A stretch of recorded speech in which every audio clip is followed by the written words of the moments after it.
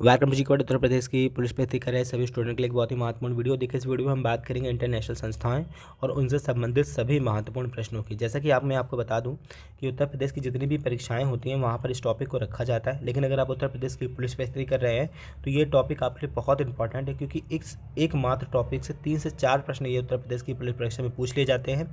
तो अपने में ही इंपॉर्टेंट टॉपिक ये हो गया है, क्योंकि किसी भी एक टॉपिक से 3 से 4 प्रश्न बन जाना काफ़ी महत्वपूर्ण रखता है। तो ये एक इम्पॉर्टेंट टॉपिक है, आपको इस वीडियो के सभी प्रश्न को अच्छे से देख लेना है, क्योंकि एग्ज़ाम सिर पर आ चुके हैं तो आपको ये सब हेल्प करेंगे। ठीक है, तो चलिए स्टार्ट करते हैं आज का वीडियो। तो पहले क्वेश्चन क्या बोल रहा है, बिम्स्टेक यानी बंगाल की खाड़ी बहुक्षेत्रीय तकनीकी और आर्थिक सहयोग पहल के लिए निम्नलिखित में से किस वर्ष जो है इस संगठन की स्थापना की गई थी। तो आपसे डायरेक्ट क्वेश्चन पूछेगा कि बिम्स्टेक की जो स्थापना का वर्ष है वो क्या है। तो आपको याद रखना है, बैंकॉक की घोषणा के तहत 1997 में क्या किया गया है, आपके बिम्स्टेक की स्थापना की गई है। तो ये वर्ष याद रखिएगा, क्योंकि यही क्वेश्चन पूछा जाता है कि बिम्स्टेक की स्थापना जो है किस वर्ष की गई है।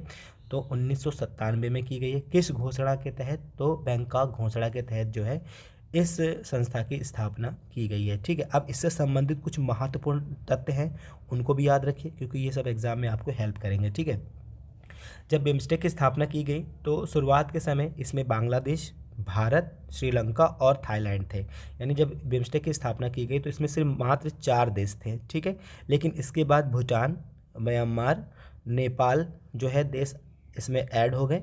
तो अब इसकी संख्या क्या हो गई, कुल 7 हो गई। ठीक है, तो बांग्लादेश 1, भूटान 2, म्यांमार 3, श्रीलंका 4, नेपाल 5, थाईलैंड 6 और आपका भारत 7। तो इसमें कुल संख्या कितनी हो गई, 7 हो गई। अब 2 क्वेश्चन बनते हैं। अगर आपसे पूछा जाए कि बिम्स्टेक की जब स्थापना हुई तो उसमें कुल कितने देश थे, तो याद रखिएगा 4।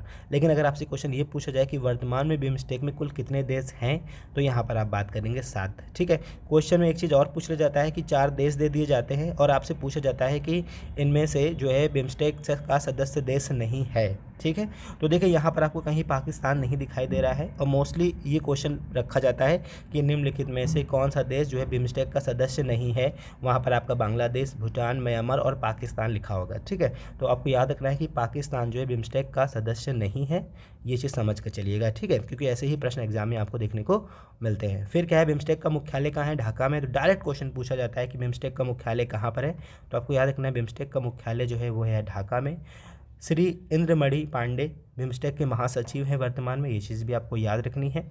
हाल ही में बिम्स्टेक के जो शिखर सम्मेलन की मेज़बानी किसके द्वारा की गई है, श्रीलंका के द्वारा की गई है। ये भी एक इंपॉर्टेंट टॉपिक है, ये भी आपको याद रखना है कि हाल ही में बिम्स्टेक की जो है मेज़बानी किसके द्वारा की गई है, श्रीलंका के द्वारा की गई है। और पाकिस्तान इस संगठन का सदस्य नहीं है। ठीक है, तो जितने भी बिम्स्टेक से संबंधित महत्वपूर्ण प्रश्न थे मैंने इस जगह पर कवर करा दिए हैं, तो आप अब जो है बिल्कुल भी कन्फ्यूज नहीं होंगे इस टॉपिक के प्रश्नों से, क्योंकि ऐसे ही प्रश्न आपको एग्ज़ाम में देखने को मिलेंगे। फिर हम नेक्स्ट क्वेश्चन की बात करेंगे कि दक्षिण एशियाई क्षेत्रीय सहयोग संगठन, इसे सार्क संगठन भी बोलते हैं, दक्षेण से लिखा है आपके सामने, की स्थापना जो है 8 दिसंबर 1985 को की गई। इस संगठन में जुड़ने वाला सबसे नवीनतम देश कौन सा है। ठीक है, तो देखिए यहाँ पर 2 प्रश्न बन गए। पहले तो याद रखिएगा, सार्क देशों का जो संगठन है उसकी स्थापना कब की गई है, तो ये आपका 8 दिसंबर 1985 को की गई है।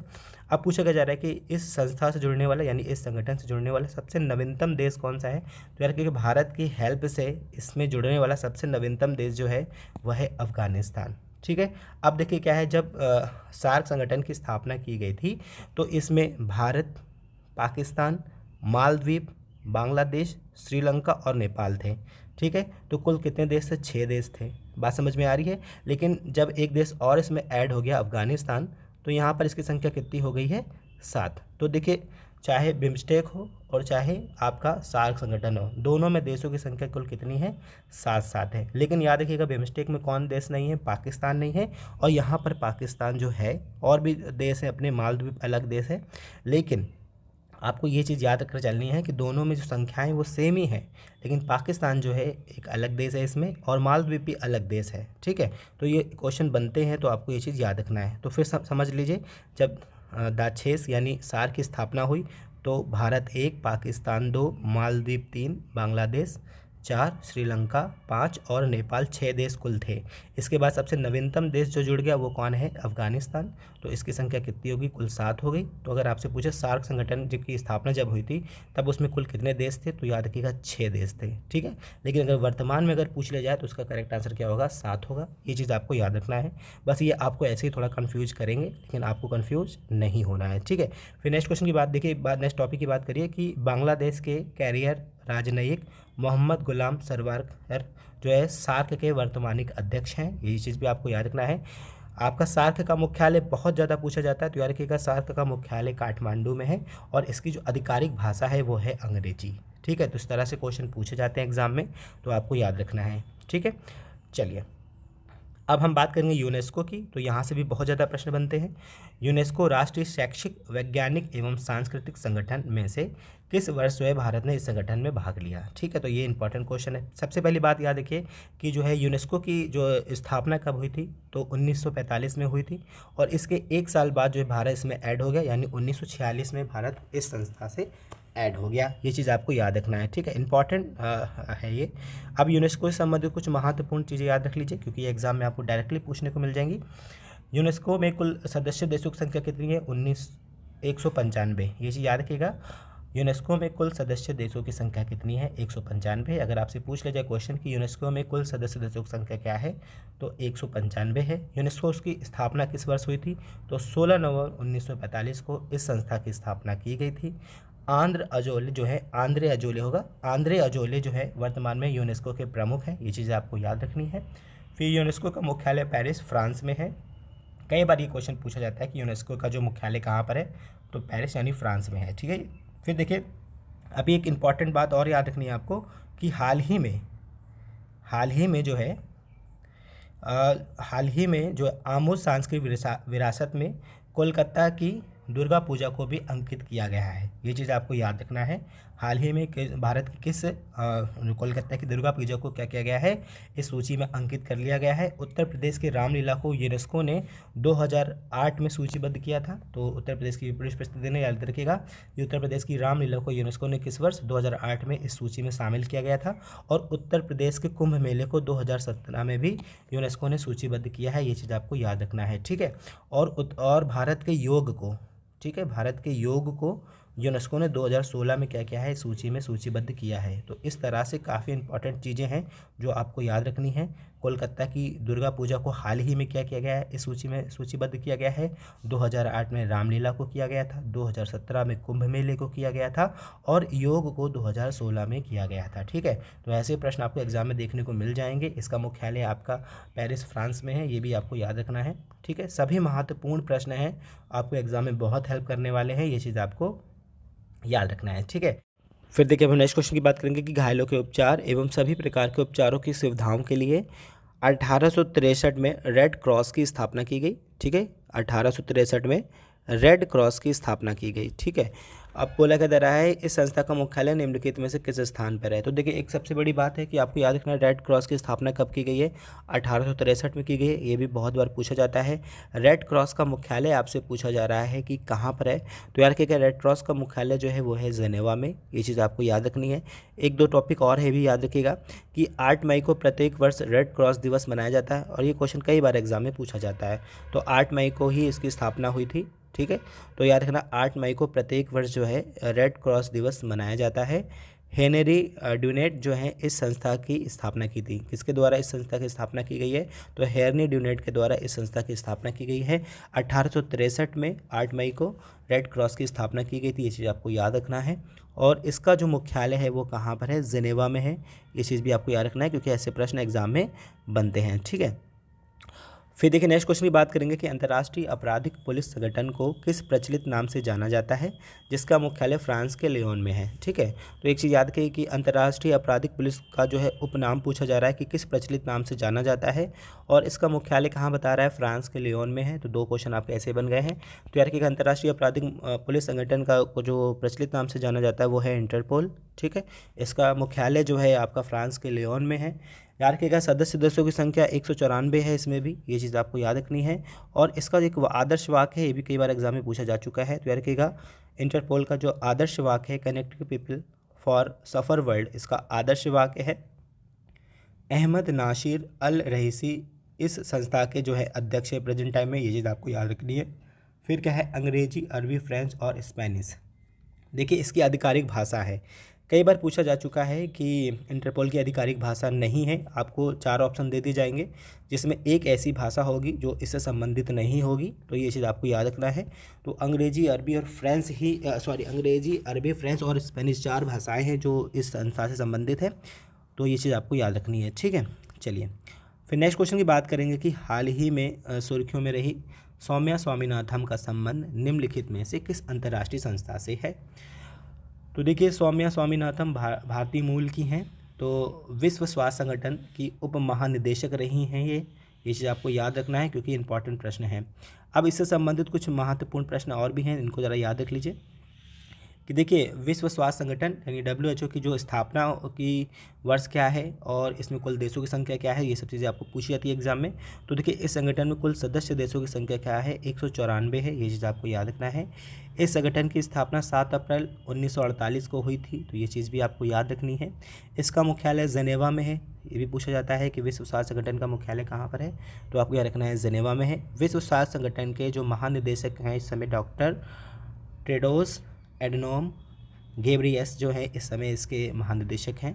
हाल ही में कोरोना वायरस की भांति मंकी पॉक्स नामक बीमारी को सर्वप्रथम यूनाइटेड किंगडम के लंदन शहर में जो देखा गया था, याद रखिएगा मंकी पॉक्स की बात की जा रही है, हमें चिकन पॉक्स की बात, देवी जिसको देवी माता बोलते हैं, चिकन पॉक्स जो छाले पड़ जाते हैं, उसी तरह की बीमारी थी जिसको मंकी पॉक्स बोला गया। ठीक है, और उसका जो प्रथम जो आपका मामला देखा गया था वो लंदन शहर में देखा गया था। ठीक है, और इसे जो है WHO द्वारा क्या है इमरजेंसी घोषित किया गया है। तो यानी पॉक्स की अगर बात करेंगे, आपने देखा होगा चेचक में भी आपके शरीर पर छाले पड़ जाते हैं, मिनी माता जिनको बोलते हैं उनमें भी क्या होता है शरीर पर छाले पड़ जाते हैं, तो ऐसी ही बीमारी थी, इसको मंकी पॉक्स नाम दिया गया है। ठीक है, और इसमें भी क्या हो रहा था, शरीर पर छाले पड़ रहे थे, तो बहुत तेज़ी से ये कोरोना वायरस तरह पूरे देश में प्रसारित हो रही थी पूरी दुनिया में, जिस कारण इसको नेशनल इमरजेंसी घोषित किया गया था WHO द्वारा। ये सब चीज़ें आपको याद रखनी है।